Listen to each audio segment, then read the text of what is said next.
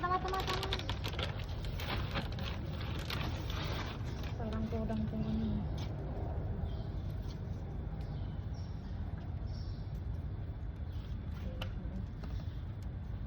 Kasi aga-aga mo init eh. Hindi, dapat kanina, alas 7, naririnig ko na si Todd. Sinintay pala niya ako dito. Kasi nagsabi na ako kahagabi, anong oras siya pupunta. Ta-image namin to. I come you sleep, sabi niya. I come you sleep.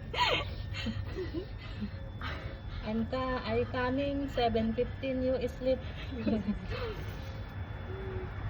Aga-aga mo pupunta oy. Nag-ano nga siya ng mga sasakyan. Nagkarawash. Tagakapas na yung pawis ko. Ang ganda to. Cheers. Halo mo na yan.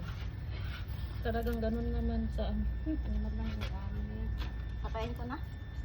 Mm.